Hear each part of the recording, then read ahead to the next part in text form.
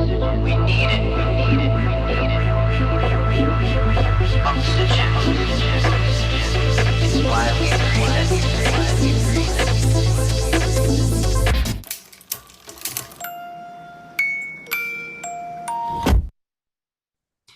Hey everyone, welcome back to another episode of Small Business Stories. You know me, you know the voice by now, Dr. LL, your host. And every week we bring you all kinds of cool folks talking about different aspects of entrepreneurship and small business ownership. Today we've got Larissa Banting of Larissa Banting Publicity. And fun fact, because that's how it starts, you have the little chitter chatter before. Turns out we're both Canadian. Northern Ontario-ish in that range, and we both have a Ukrainian heritage. So look at that. So you never know who you're going to meet. Larissa, welcome to the show. Thank you so much for having me, Loralyn. And you're not dialed in from Ontario today. Talk to our audience about where you are and a bit about what you do. Okay, well, I'm actually up in the hills, just west of San Jose, Costa Rica.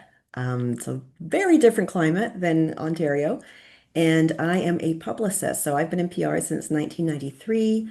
I actually have my accreditation in PR, so that's like a year-long process, and I still get nightmares from it because it was very intense. But yeah, so the long story short, I was working on a movie of the week as the publicist, and we were shooting it on the Caribbean coast of Costa Rica back in November of 2001, and met this really cute actor on set, and went back to Canada, rewrapped production on December 21st, and I was on a plane back to Costa Rica on January 8th. I didn't have a job. I didn't speak Spanish. I just went with it. And, back in 2002, we were still on fax machines. We had dial-up internet. There was no laptop lifestyle. So I had to pivot because I couldn't be a publicist here at that point. And one thing led to another. We got married on the beach where we met, and I started one of the first wedding planning businesses in Central America. And we were able to grow it to seven figures within 4 years using publicity. See, this is just it. So many things there. So, and you glossed over it, but you did win an award for The Big Table, which was one of the top 10 Canadian short films of 2001. So let's not gloss over these Okay. accomplishments. And then we haven't had a love story before on Small Business Stories. That's what promoted people to get their business moving. So I love that and don't want to gloss over that either, because Costa Rica, that's no small move from Canada. Yeah, well, it was a really, it was a massive leap of faith, really. People thought I lost my mind, to be honest with you. And yeah, I was actually, at that point in 2001, I had won the drama prize, from the National Screen Institute. I was one of five teams that was selected across the country. And so my partner and I produced The Big Table, which was, we shot it in 35 millimeter, Mm. back in the days when we still had film. And yes, it was named one of the top 10 short films in Canada that year. And we were actually picked up by Acme, which they were the distributors for the short films that were all shortlisted for the Oscars. So, I had people like, tell me, "Oh my gosh, I was on a flight the other day and I saw The Big Table." Like, because remember when they used to have Right. movies, and then someone else was like, "Oh, I saw it. They were running it before the main production, like the main feature at the theater the other day." So yeah, I was very much at that point trying to make the transition into more production, as opposed to just, as a unit publicist at that point. And that's when all of this happened with the Costa Rica connection. And it was just one of those, yeah, I mean, I knew Roberto for 6 weeks.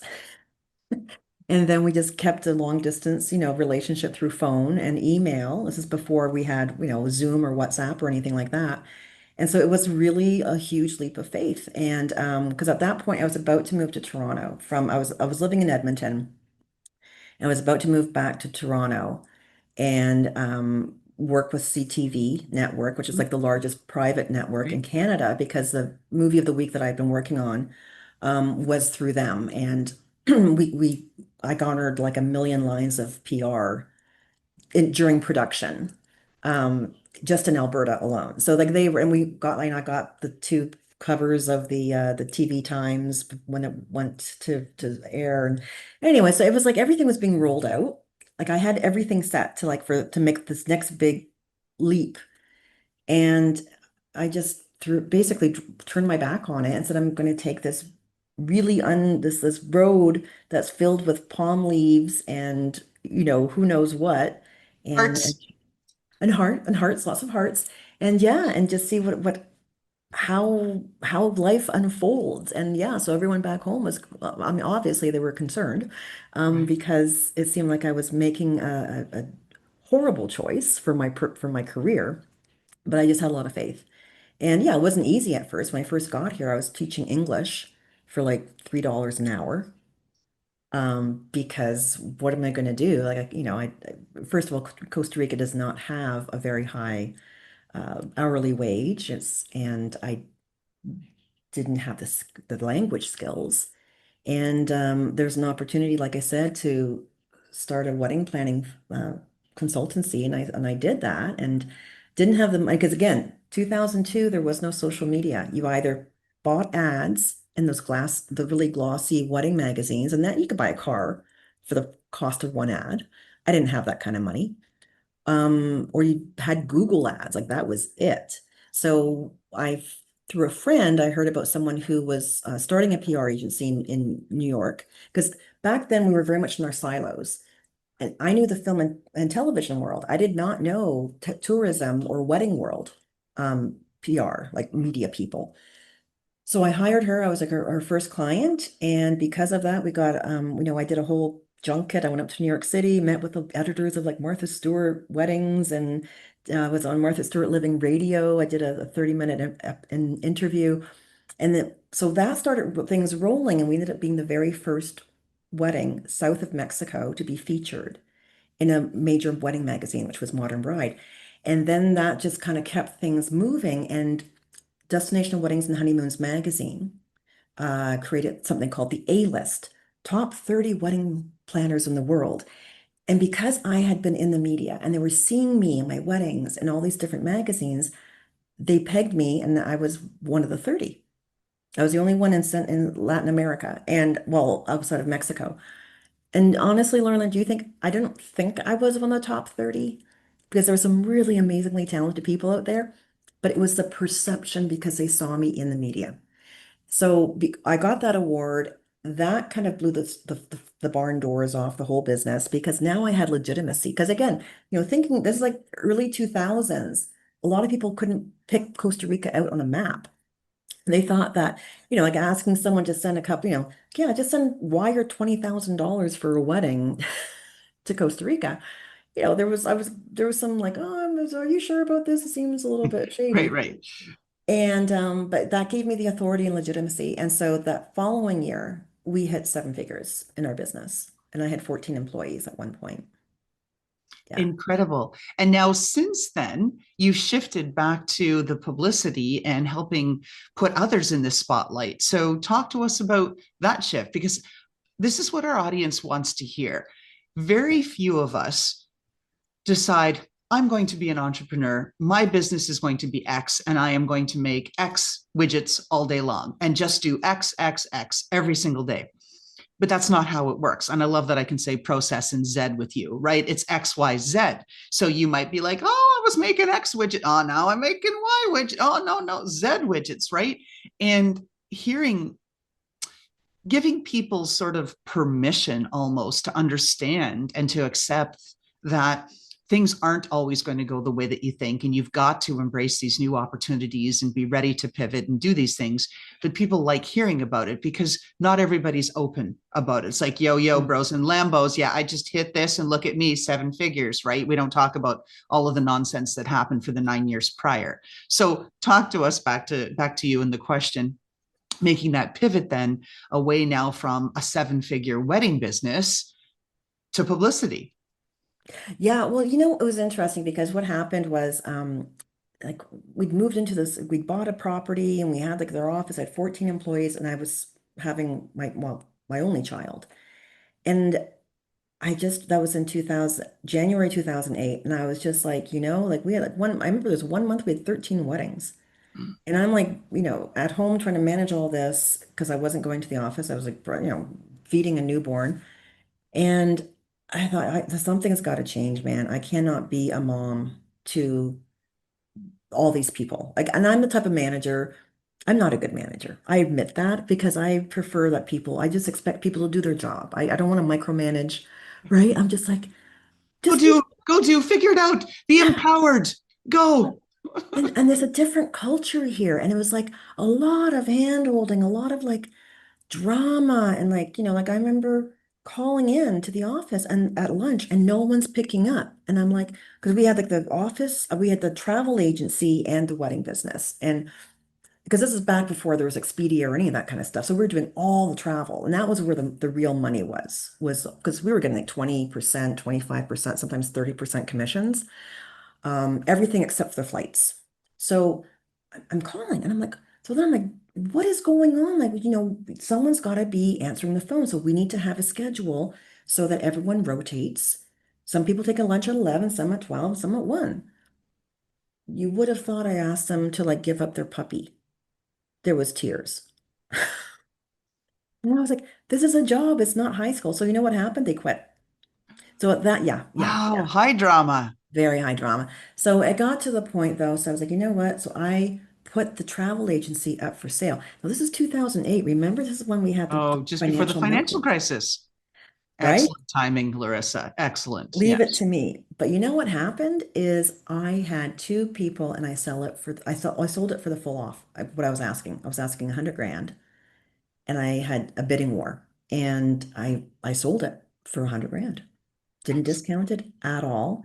So and actually funny enough, I sold it to Canadian. So we got it running and everything, and they had a manager here looking after it. But you know what happened was just it I think being absent, it was things were not going as smoothly. And so anyways, I ended up taking the travel back a couple of years later. And at one point I realized, like there was that tipping point where yes, we're making all this money and we're making all these sales, but you've got these increased costs because you're paying your people and you've got an office and la la la. La. And then, with the change of software over the years, it started becoming apparent. Like, I mean, travel changed completely. And, it wasn't like the old days. So like we saw that side of the business coming down. And then I didn't need to have as many people. And I realized that then COVID hit, shut our business down overnight, 10 months, no weddings. And yeah, so we had gotten out of our lease already because I had a storefront office, and I realized why am I paying $20,000 a year? Because all my traffic is on the internet. They don't come here. Even if they come to do a site visit, we're going to the vendors. They're not coming into the office. So it was one of those vanity metrics, and I realized I don't need this. And then it was like, you know what? We'll just have everyone work from home. COVID hit. So that, was just me. And so then after COVID, I mean, it was right before COVID. Actually, it was 2019. I started thinking, no, 2018. I was like, I gotta start thinking long term. I've got my little girl. I'm traveling a lot. Because I'm in San Jose. Everyone wants to get married at the beach.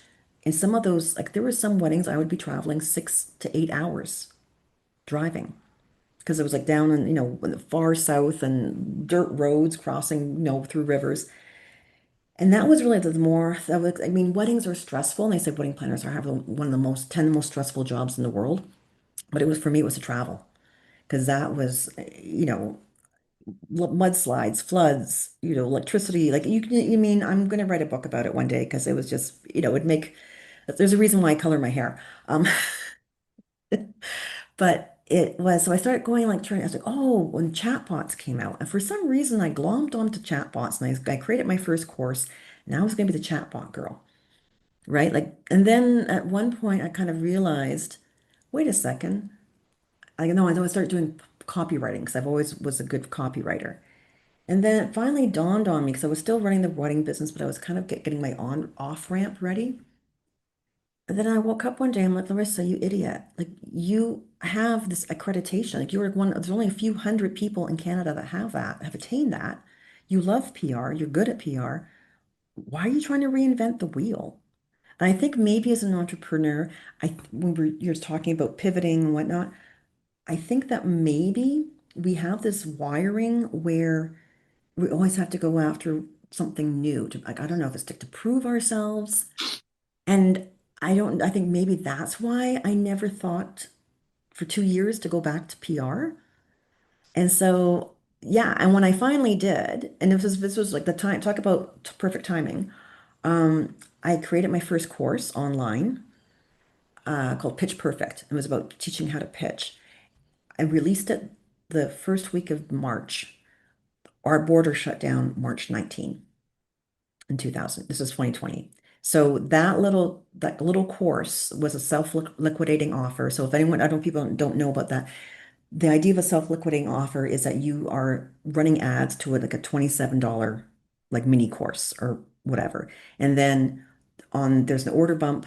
In my case, there was a $17 order bump, and then there was a one-time offer on the back end for $97. So that now you've gone from 97 $27 offer to 141. So back then in 2020, it was easy to very different than it is now with ads, but you could pay for your ads. You were self-liquidating your ad costs, but then making money on the back end and creating a list of buyers.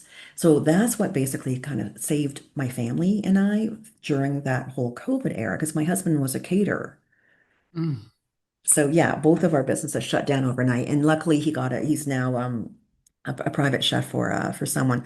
But there was that pivot, you know what I mean? Like having to like move things really quickly so that in June is when I actually opened my agency. And I'd never had an agency before because I was always under contract as a publicist before. So that was a whole new thing, like understanding how to run an agency, how to market myself, how to get that first client, and then hiring, because then we started growing and I had to hire other publicists, to like have enough of a team. So it was a very interesting experience. I mean, I'm still always learning, but I think, and then I sold the wedding business, thankfully, 2 years ago. But I think a lot of people would have maybe crumbled, because a lot of people in the wedding business they didn't make it in 2020. They didn't make it through. And I think being able to pivot and see something instead of freezing, being able to think, okay, this is a situation. What can I pull out of my bag of magic tricks that's going to solve a problem for a portion of the market that I can make this viable and serve them while also like putting food on the table. But I think that that speaks to another problem. I have it. I know a lot of other entrepreneurs that have it. It's that ADHD squirrel, right? Mentality where like, and the intention of wanting to solve problems, where it's all about that. And it's like, I found it. I must solve this. I must go over here in this direction and solve this problem. No, I've almost solved that. It's getting boring now. I must go solve this problem. And then we go against our grain or what the metrics tell us. Hey, you're a rock star in this, just do this every day, all day long. But oh, that's so rote, right? Why bother? I'd rather do this crazy challenge, this crazy challenge. And then we get pulled into 1,000 different directions and accomplish a lot of little things, but not hit the big thing. Yeah.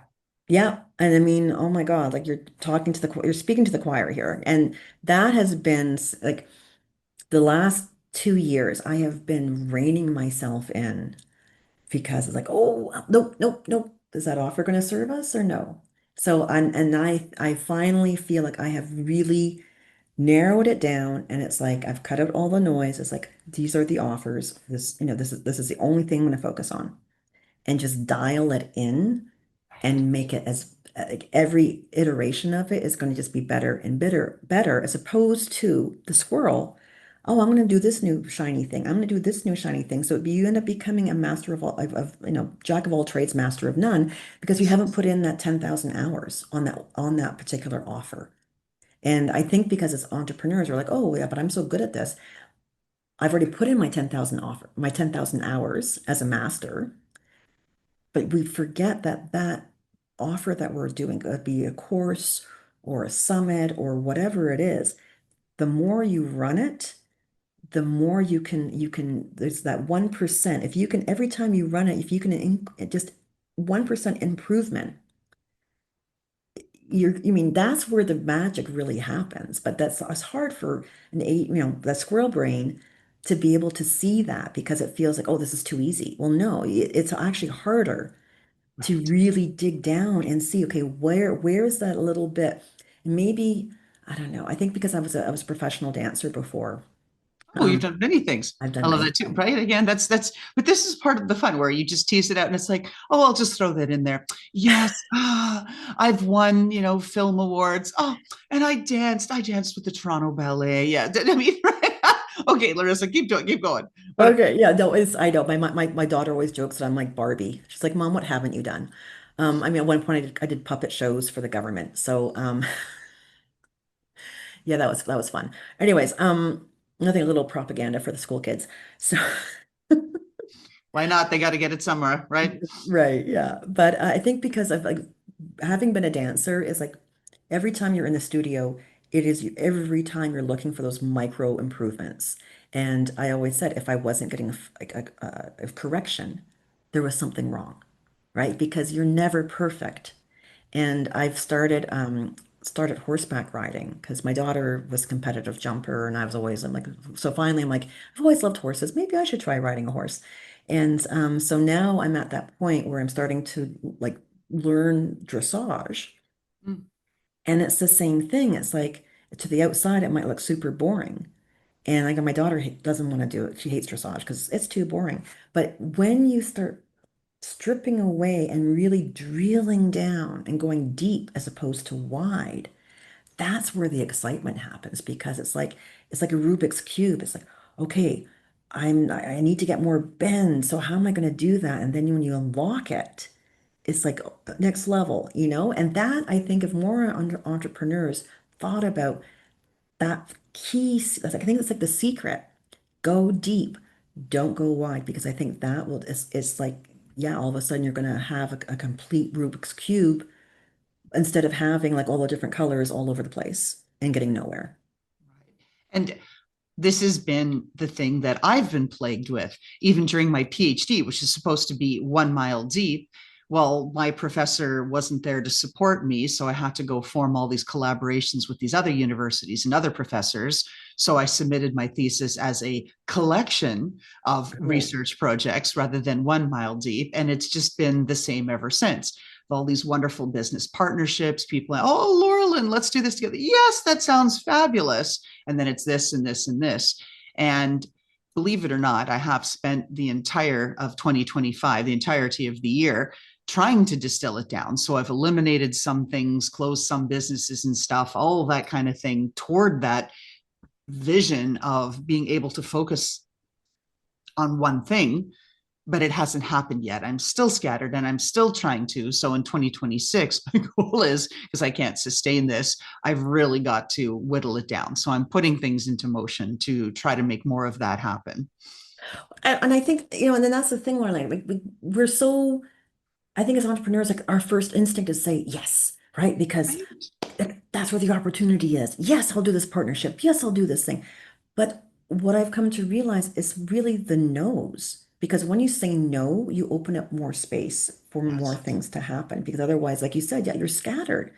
Like and you can't, you're juggling all these balls. So that's one thing I've been really struggling with. And I catch myself continuously like, oh, what if I'm like, no, no, no, no, no. And so what I've been doing, like for 2026, I have it very, like I'm doing 2 summits a year. I'm doing two 30-day sprints to get my people through doing their own PR. And that's it. Everything else is, I know my evergreen, I'm creating a quiz, which is going to be the evergreen, just bringing building the list. Because again, I was like, that's a start and stop. Because without the evergreen, it's like you don't have the gas in the tank. That's right. So I think like for me, that's the one thing I've really realized is like that is paramount, I think, to having success is having that it's boring, right? Like, oh well, how exciting is that? But you have to always go in, and that's the thing with ads is you've always got to be micromanaging, especially with apparently with the new algorithm change. They're Uh, saying that you need to have, was it, you need to be feeding like anywhere from 5 to 10 um options, and you should be changing it out every like 2 weeks. So I mean, okay, squirrel brain, there you go. Right. Well, but it's also difficult because then you start to want to fight the AI, and the AI is like, well, I'm going to come up with better combinations and things. And then we all look at it and say, but this is my lane. And no, AI, you didn't quite get that right. Let me change this. Let me change this. But then what we're doing is frigging up the AI, which is supposedly the all knowing and can get it done right. And then we interfere with that process, and then nothing quite works. And so we're not satisfied because it's not exactly the language and how we want to be positioned, the way we see our business. But then it's not exactly what the ad trollers want to see. So it doesn't exactly hit, right? And then in the problem with this whole new level of technology is that there's a level of precision that's essential. Otherwise, it just doesn't map. Yes. And I think a lot of people are getting nervous. Well, or no, was it something I was reading the other day that they're saying the whole entry, like white collar entry level jobs are about to just disappear in the next 1 to 5 years. Um, but I think the more it was like the more that we go towards I think the more people are going to be craving that human interaction, like real, like right, they're saying right now that there's a the trust economy. Like what is the biggest deficit that people are seeing is trust, right? Yes. Because fake videos, was that by AI or not? Fake photos, fake, emails, whatever, fake stories. So I think that's where I'm really kind of planting my flag is on the trust economy. And with the AI search now, the new algorithm search, I mean, for publicists, it's a heyday because the AI is looking for third-party recommendations. So that's being in podcasts. It's scraping the transcripts from podcasts. It's looking media releases because a media release will get you out on like hundreds of media sites.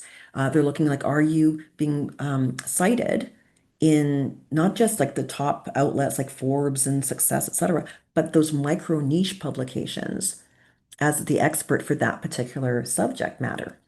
So that's I mean, the old SEO, I always say, think about it like Mean Girls. You remember the movie? So the old Google SEO is like Regina George. So, looking for the plastics, hey, you can't sit with us. Like the old was rewarding who was popular, how many backlinks did you have? Like were you saying the right things? Were you connected to like the more popular outlets? So if you wanted to get on page one, you had to play Regina's game. And now, as the way I'm explaining to people is think about like, when was it not Katie? Katie, yes, when Katie came along, shooting the mathletes and whatever. It wasn't about being popular. It was like who's real, who's the expert, who is going to bring the knowledge. So that's why how I kind of explain it to people is like this new AI algorithm that we're in for the search is the Katie's. So that's where you need to be. And that also feeds into the trust economy. When people see you in third party, where you're not buying your way in, we're not talking Forbes Council or anything like that, you're actually being cited as someone who's in the know. That's going to help not only with the search, but also people feeling that you're credible and that you have that real authority. You didn't just go and spend a few $1,000s to buy it off the shelf.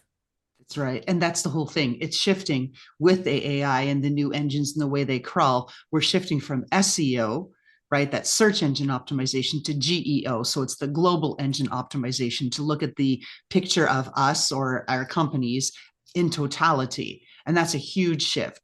I could talk to you forever, Larissa, but our audience listeners are always saying, well, okay, keep it short so I can get it done on my commute and listen or whatever else. So Yeah. what advice do you want to wrap the show with for the small business owners and entrepreneurs out there who are listening? One thing, I mean, obviously, I'm maybe a little bit biased, but I really feel that every business owner should start tapping into the power of free publicity. I think a lot of people, it's kind of like the redheaded stepchild of the marketing world. They don't quite understand it, but it is going to, like, especially now with everything going on with AI, you can't sit on the sidelines. That means like get yourself on podcasts. Like that is the easiest way to get started in the media world. Don't wait until, oh, well, I'm going to wait till I get my first six figures or my 10th six figures, whatever. No, there is literally 4 million podcasts in the world right now. There's a micro niche and a show that needs to hear what you have to offer. So just get started, like make a list of where are your people, where are they hanging out, what are they listening to, and get yourself onto those shows. Don't try and go, oh, I want to get on Joe Rogan, I want to get onto like Entrepreneur on Fire Diary of a CEO, my or favorite. Diary. Yeah. Shout out, but not Um, happening. Yeah. but which is wonderful, but those are like trying to go shrimp fishing in the entire ocean. You want to go fishing where the shrimp are. And that's where those really micro, like the targeted podcasts like yours, right? Like Because it's mine, like targeted small on business stories. exactly. That's where the needle moves. And I have seen it with my clients. They'll get on those big, like, the big podcast is great. It's like an ego boost. But where they'll get 1,000 subscribers in a week and then sell like 5 figures worth of a $400 course 2 weeks later is on a micro targeted podcast with a really specific audience. So, don't discount the power of micro niching down. But just do it. Like Nike says, send out that pitch, try and get yourself out there. No, there's no one going to play gotcha. There's no one saying you have to be this high to get on the ride. You, everyone is at a different spot on their journey, and everyone has a story to share and something worthwhile to share. So please don't let those golden nuggets of your knowledge and your experience stay hidden. Get out there and start just, if people don't know where you are, you can't help them. That's right. That's exactly it. I know I'd like to be on more shows. I could do that, but then I've got a lot going on here having guests on my show. So it's hard to have it both ways, but it's the fun of what podcasting is. And we are in season 5 now, over 250 episodes. And for all the people that, like you said, think, oh, yeah, I'll just spend a bunch of money, dump it, increase downloads. It doesn't work that way. It takes time. You got to do the work. And to quote Coach Tony Robbins, who's all about businesses and what you do, the riches are in the niches. If you spread too thin, too general, no one knows what you are or who you do it for and what you do. And so you gotta niche it down. So last question. Well, actually, second last question. Larissa, where can folks find you? We know Costa Rica, but how do they get in touch with you? How can we find you online? Well, it's pretty easy. I am the only Larissa Banting in the world. Very small family. So my website is larissabanting.com. Easy peasy. And of course, we'll have that link in the notes for anybody that can't spell that. But now we'll move into our signature question to close the show. If we got a look into that Costa Rica closet of yours, and there was a pair of footwear that embodied you, your personality, everything you are and represents who you are, makes you feel fabulous, what are we looking at? Describe those shoes or boots or whatever they are, flip-flops, since you're on the beach, to us. Okay. I am a huge fan of John Fluevog, who is a Canadian designer out of the West Coast, and his shoes are so whimsical and colorful and just eye-popping. And I love a good shoe. And I love John Fleevok because they are comfortable, but they're also one of a kind. Like you're not going to see the chances of you walking down the street and seeing the same shoe are like next to nothing, like not going to happen. Oh, I love it. So, with that, here we are, another episode of Small Business Stories, all set, ready to go, published and in front of our audience. We want to say thank you very much to Larissa Banting of Larissa Banting Publishing, talking to us about how you get out there and get noticed. Because, as I say at Steeris, invisible brands don't make money. Thank you, Larissa. Thank you so much. And how about that fantastic intro by Touch Circle?